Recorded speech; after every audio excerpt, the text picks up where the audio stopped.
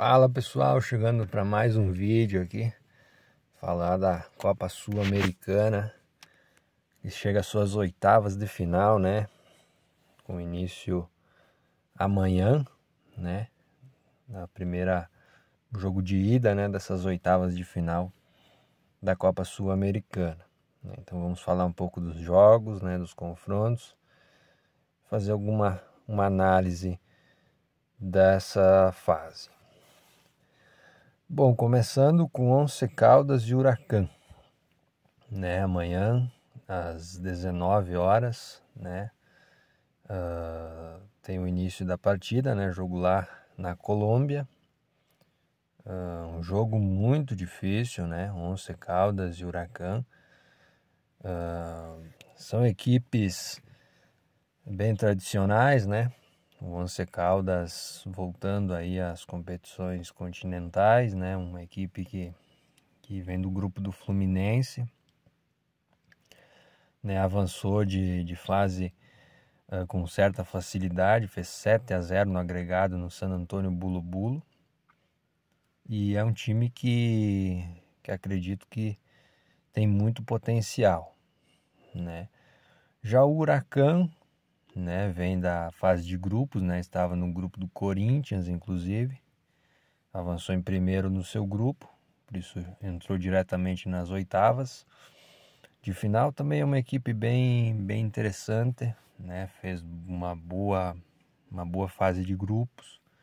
É um time que a gente tem que ficar de olho também, porque é uma equipe bem interessante.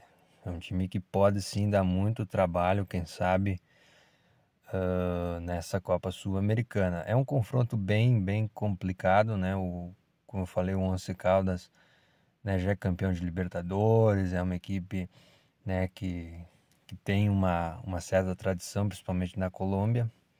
E o Huracan da mesma forma, é um time bem tradicional na Argentina, né? E ambos querem fazer história nessa Copa Sul-Americana. Também amanhã, mas às 21h30, tem Independiente del Valle e Muxucruna. Um confronto aí entre equipes equatorianas, né? Que são equipes que nos últimos anos têm uma certa tradição na Copa Sul-Americana, né? As equipes equatorianas ganharam muito destaque na competição, né? Com 2 títulos do Del Valle, né? 2 títulos da LDU, né? Recentemente também conquistando os títulos. Então são equipes bem tradicionais e que costumam complicar na Sul-Americana, né? O Muxucruna foi líder do seu grupo na primeira fase, né? Na fase de grupos, né? Num grupo que tinha Cruzeiro, por exemplo, né? Palestino. Então conseguiu liderar e foi líder do grupo e chega às oitavas de final. Se não me engano, não perdeu nenhum jogo na fase de grupos da competição. Já o Independiente del Valle, né, que veio da Libertadores, nos playoffs goleou o Vasco, né, foi no agregado 5-1 pro Del Valle, né, um time também bem complicado, um time bem cascudo, né, nos últimos anos aí, nas competições internacionais, um time que ganhou bastante destaque, né, finalista de Libertadores, 2 títulos da Copa Sul-Americana, né, ganhou a Recopa, então é um time bem difícil, né? E são 2 times equatorianos. Acho que nesse confronto o Del Valle leva melhor, né? Além do mais, por ser um confronto com uma equipe já bem conhecida, o Del Valle para mim é uma das grandes equipes dessa competição, né? A partir agora das oitavas. Vamos falar agora de América de Cali e Fluminense. Também o jogo amanhã às 21h30, também na Colômbia.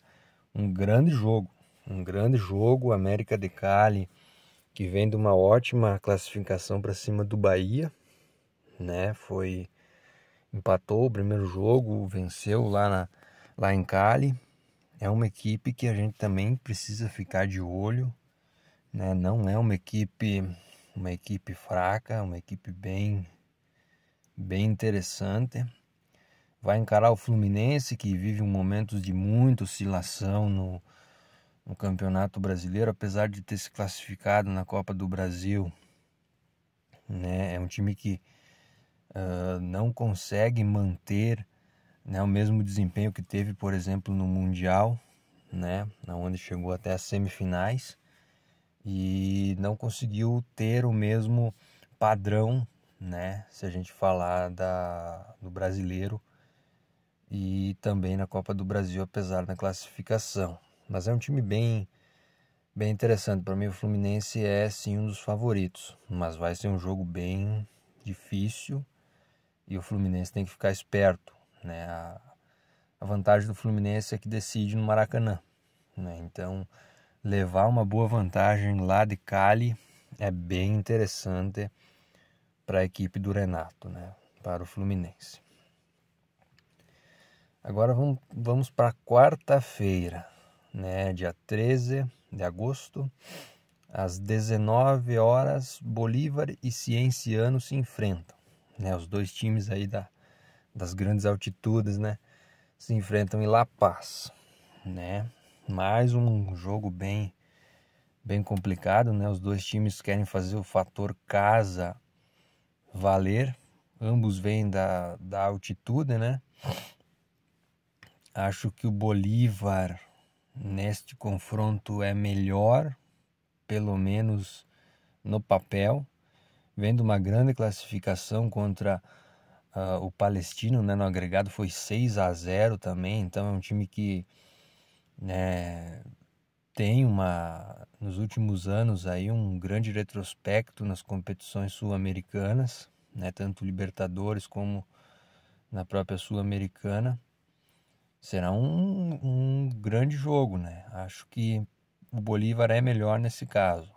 Acho que deve avançar o Bolívar, mas tem que ficar de olho no Cienciano, foi o líder do grupo que tinha o Atlético Mineiro, que tinha o Caracas, e leva o segundo jogo para Cusco, né? Também na altitude. Então vai ser uma partida bem aberta nos meus moldes de ver, apesar de eu achar o Bolívar uma equipe melhor, falando tecnicamente. Também na quarta-feira, às 21h30, tem Universidade de Chile e Independiente. Um jogaço. Um jogo dos melhores dessas oitavas. Para mim, o melhor jogo das oitavas, né? Duas grandes equipes aí, dois campeões, né, da Copa Sul-Americana se enfrentando, né? A Universidade de Chile, que fez uma grande atuação contra o Guarani, né? Foi 6-2 no agregado, né? Uma equipe que vem de uma boa Libertadores, né? Tem uma grande chance de ser uma das principais equipes dessa Sul-Americana, né? Já o Independiente, né, não vem tão bem no Campeonato Argentino, mas liderou seu grupo, um grupo que tinha inclusive o próprio Guarani do Paraguai, né? Foi o líder. É um gigante do continente, né? Isso é um fato. Né? O rei de Copas, 2 Copas Sul-Americanas, vai querer buscar o terceiro título. Sem dúvida nenhuma, será um grande jogo, né? A Universidade de Chile também campeão em 2011, vai querer o bi. Então, assim, será uma grande partida, né? O jogo da ida lá em Santiago, no Chile, e o jogo da volta será na Argentina, né? Então, é isso. Na quarta-feira, também às 21h30, Alianza Lima enfrenta a Universidade Católica do Equador, né? Mais um confronto aí bem aberto. O Alianza Lima vem de uma boa Libertadores, eliminou o Boca, por exemplo, na pré-Libertadores, né? Foi para a fase de grupos, acabou em terceiro. nos playoffs da Sul-Americana, foi lá e venceu a equipe do Grêmio, né? E acabou eliminando, né, o Grêmio nessa fase de playoffs aí, né? Vencendo o primeiro jogo, empatando o jogo da volta na Arena. Então, o Alianza Lima é uma equipe que pode se surpreender. A Universidade Católica foi líder no seu grupo da Sul-Americana. Foi líder na frente do Vitória e do Defensa e Justiça, né? Então é uma equipe que também é bem perigosa, bem complicada. Na minha opinião, né, a Universidade Católica é a melhor e deve avançar. Né? Tem uma equipe bem perigosa aí, um time, novamente um equatoriano aí, sempre pode surpreender aí na Copa Sul-Americana. As equipes equatorianas têm que ficar de olho. Vamos lá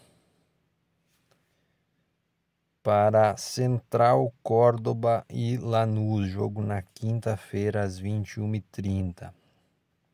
Mais uma partida bem difícil, apesar do Central Córdoba vinda de um 3-0 aí contra o Cerro Largo, né? O Lanús vem na fase de grupos e foi líder na frente do Vasco, na frente do Melgar, né? Bem à frente, inclusive. E é uma equipe que está muito mais acostumada, né, com as competições internacionais, né, finalista de Libertadores, de Sul-Americana, campeão. Né, na última Sul-Americana chegou até as semifinais, né, foi eliminado pelo Cruzeiro. É um time para se ficar de olho, né? É um time com bastante potencial e eu acho que o Lanús é favorito, decide o jogo da volta em casa. Então, para mim, nesse quesito, o Lanús é o melhor desse confronto aí, por tradição, por camisa e por também decidir em casa, deve avançar. Atlético Mineiro e Godoy Cruz, jogo na quinta-feira às 19 horas. É mais uma partida difícil aí. O Godoy Cruz, né, foi líder do seu grupo, líder do grupo que tinha o Grêmio. Ficou à frente do Grêmio nos critérios aí, nos gols.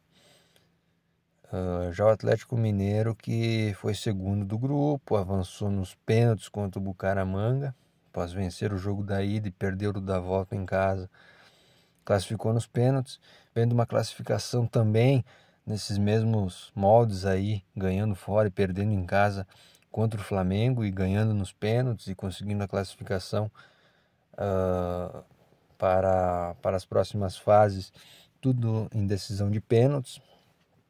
Né? O Atlético Mineiro não vive lá um grande momento, mas tem essa mística aí, né, dessas classificações heróicas aí, né, tanto na Copa do Brasil como na Copa Sul-Americana, avançando de fase e conseguindo esses feitos de classificar nos pênaltis.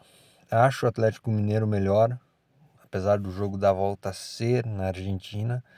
O Atlético tem capacidade, tem um time melhor que o Godoy Cruz e eu acho que, né, tem tudo para classificar, né? Acho que, né, vai ter que, claro, fazer uma boa partida no jogo da ida, né? Mas acredito que o Atlético Mineiro tem condições sim de avançar de fase e ir para as quartas de final. Mas é isso aí, vamos ver como é que serão as partidas nessa semana. Na sexta-feira eu volto para falar dos resultados, né? De como foram as partidas aí nos jogos de ida das oitavas de final dessa Copa Sul-Americana. Então é isso, valeu, muito obrigado aí por ter assistido aí e até a próxima.